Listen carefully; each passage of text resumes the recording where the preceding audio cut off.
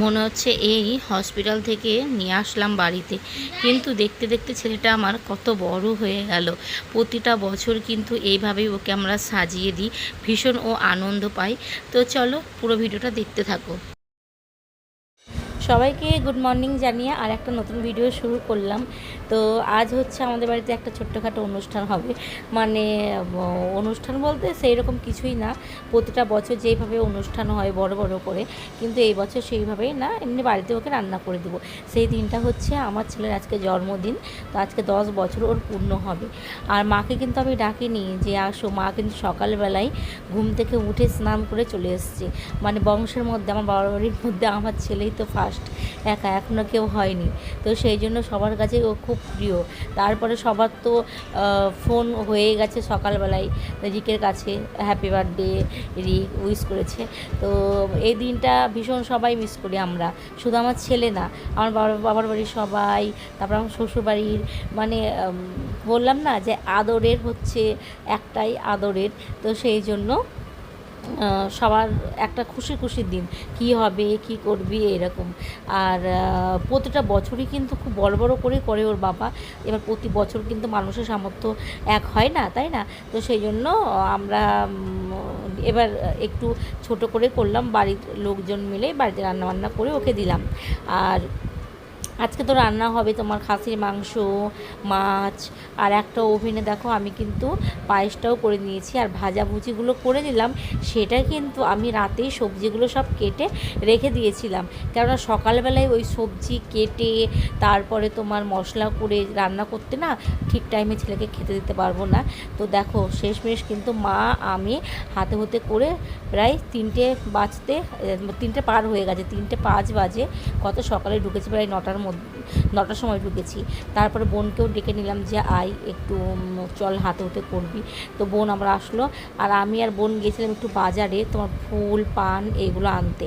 তো এত এত রান্না করি, অল্প অল্প করে করি এই ছবি তোলার জন্য, মানে ভীষণ একটা ভালো লাগে। আর আমার বরকে বলেছিলাম যে মাটির ওইগুলোতে দিব, বললো যে না। তো ওর জন্য একটা বড় কাঁসার থাল, দেখতেই পাচ্ছ ফোনে কিন্তু ছোটো মনে হচ্ছে, কিন্তু সামনে কিন্তু অনেকটাই বড়। তো এটা প্রতি বছর আমরা এই কাঁসার থালে ওকে সাজিয়ে গুজিয়ে দিই। তো এইদিকে আমার বোন আমার সাজিয়ে দিচ্ছে, এখনও কিন্তু ফুল টুল দিয়ে সাজানো হবে, আর এখনও প্রদীপটা ধরাতে হবে। তো বললাম যে রেডি কর, তারপরে আমি প্রদীপটা বের করছি। তো এই যে আমি প্রদীপ নিয়ে চলে এসেছি, ধান দুব্বা সব কিছু রেডি।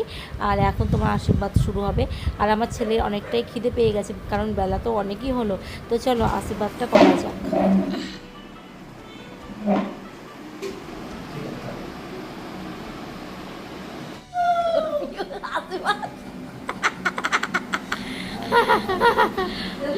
আশীর্বাদ পায়েসটা পায়েসটা ওই পায়েসটা পায়েস।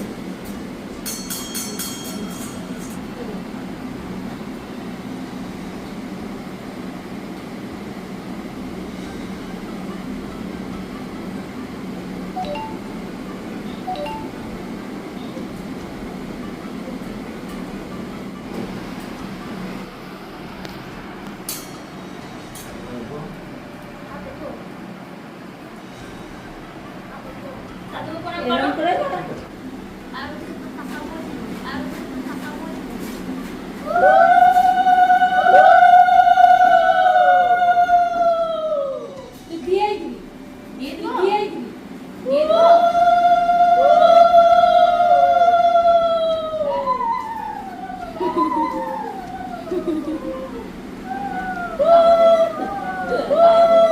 পায়েস খাই পায়েস খাই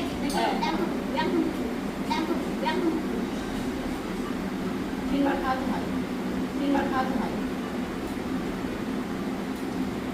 জলটা স্থলে স্থলে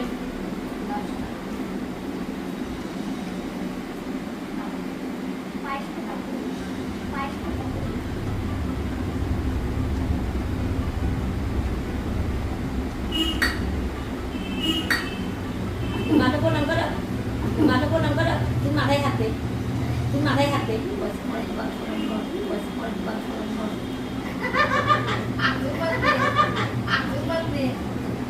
হে হে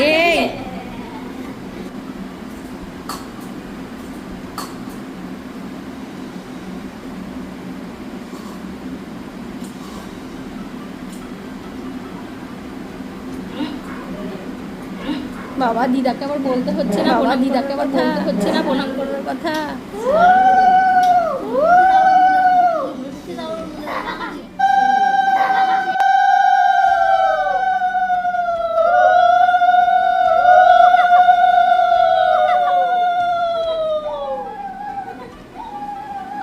Kamu ao đôi cả. Kamu ao đôi cả.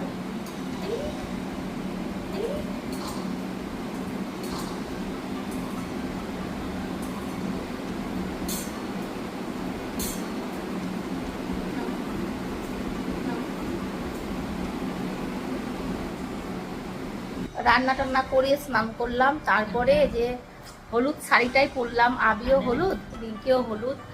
আর এই শাড়িটা অনেকবারই আমি ক্যামেরাতে উঠেছি, কেননা এই শাড়িটা গরমে পরার জন্য খুবই ভালো, একদম পুরো হালকা পাতলা। এই শাড়িগুলোকে কি কোটা শাড়ি বলে মনে হয়, না কেউ ঠিক জানি না।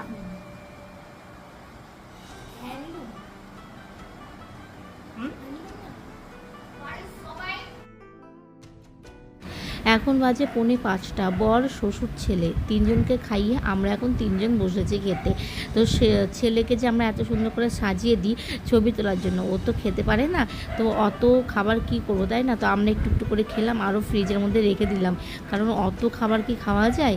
তিনজন মিলে আমরা পরে খেতে বসেও শেষ করতে পারিনি। খাওয়া দাওয়া করে আমরা সবাই একটু ঘুমিয়েছিলাম, ঘুম থেকে উঠে ঠাকুরকে সন্ধ্যা দিলাম। আর শাড়ি পরে প্রচণ্ড গরম লাগছিল, তো যে এখন শাড়িটাকে ভাঁজ করে রেখে দিচ্ছি। তো এখন একটু চাটা খাবো, গল্প টল্প করবো।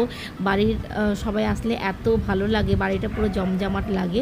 তো সন্ধ্যার সময় দেখো চা নিয়ে বসেছি। আর পার্ট 2 আমি দেবো, যেটা কেক কাটা সেটা তো বাড়িতে হবে না, সেটা বাইরে হবে। তো কোথায় কেক কাটলাম সেটা অবশ্যই দেখতে হলে